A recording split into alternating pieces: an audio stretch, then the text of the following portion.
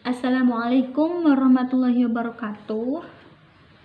Untuk hari ini, aku akan membacakan buku yang berjudul Marokil Ubudiyah Syarah Bidayah Al-Hidayah karangan Muhammad Nawawi Al-Jawi, bagian pertama, Adab Mandi.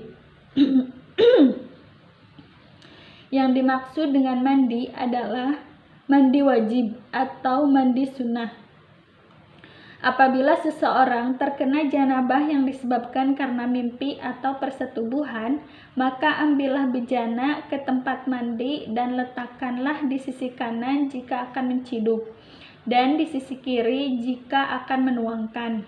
Menyebut nama Allah sambil membasuh kedua tangan terlebih dahulu 3 kali, kemudian beristinja dan menghilangkan kotoran yang melekat di anggota tubuh seperti mani atau lendir serta najis bila mana ada.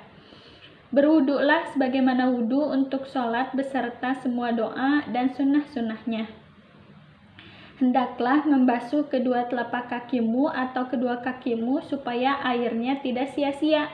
Apabila selesai berwudu, maka yang lebih utama sesudah itu membersihkan sela-sela anggota tubuh, merenggangkan rambut kepalamu sekalipun dalam keadaan ihram.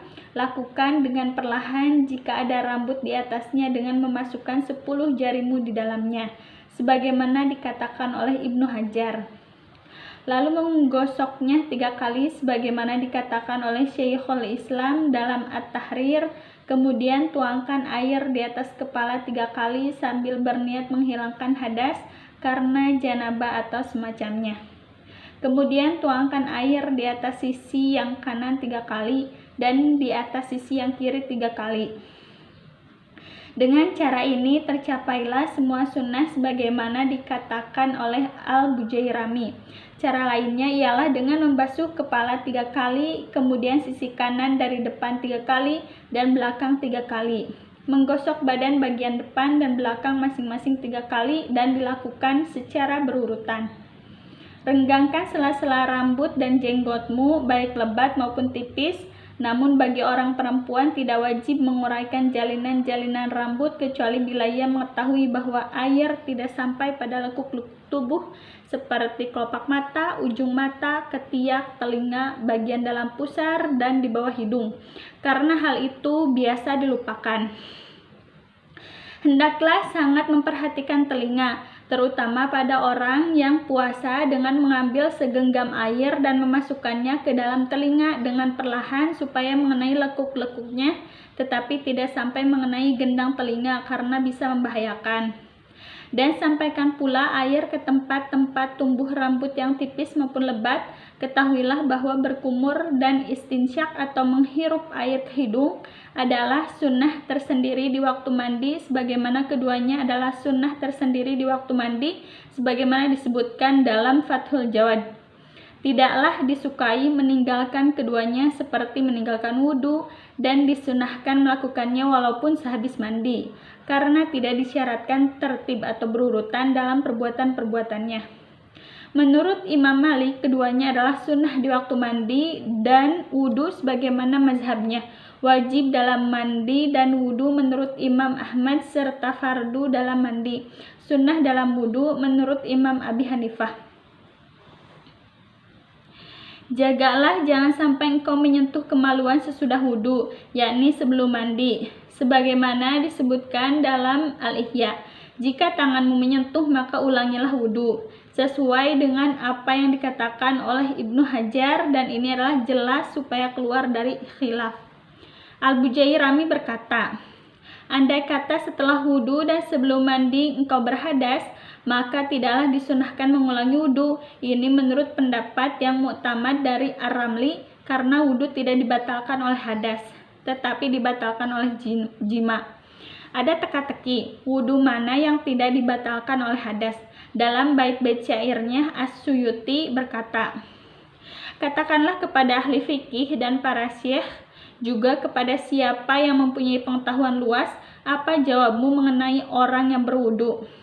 Ia telah melakukan perbuatan yang tepat. Mereka tidak membatalkan wudunya meskipun ia buang air besar atau lebih dan wudunya tidak batal kecuali dengan persetubuhan baru.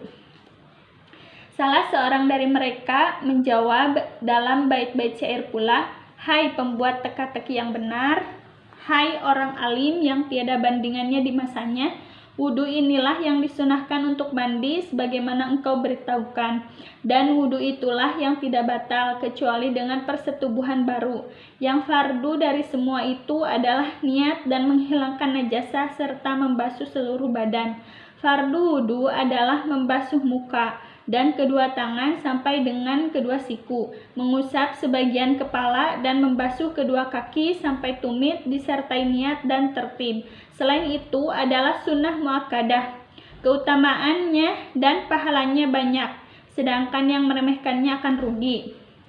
Bahkan ia pun nyaris merusakkan fardu-fardunya, karena nawafil bisa mengganti kekurangan fardunya, yakni jika seseorang mati dan tidak mengerjakan sholat-sholat fardu, maka setiap 70 rakaat nawafil atau sunnah menggantikan 1 rakaat fardu.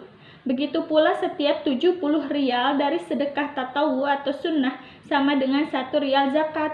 Adapun di dunia, maka amalan fardu tidak bisa diganti dengan nawafil, tetapi harus dikerjakan.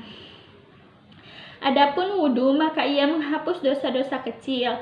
Jika ia tidak mempunyai dosa kecil, maka diambillah dari dosa besar. Kemudian, fardu-fardu di sini terhadap wudu adalah menjauhi maksiat, yaitu bila mana yang dimaksud dengan nawafil adalah sunnah-sunnah wudu, maka arti perkataan nawafil mengganti kekurangan faraid adalah pengamalan sunnah-sunnah wudu menggantikan faraid, yang berarti meninggalkan dosa-dosa besar yang berkaitan dengan hak-hak Allah Subhanahu wa taala, yakni menghapus dosa-dosa itu di samping penghapusan dosa oleh wudu tanpa sunnah-sunnahnya. Adapun dosa-dosa besar maka tidaklah bisa dihapus kecuali oleh tobat atau haji mabrur. Begitu pula dosa-dosa yang berkaitan dengan hak-hak manusia, maka haruslah meminta maaf dengan yang bersangkutan. Kalau tidak, maka ia dikenakan qisos jika tidak mendapat karunia dari Allah Subhanahu wa taala. Wallahu a'lam.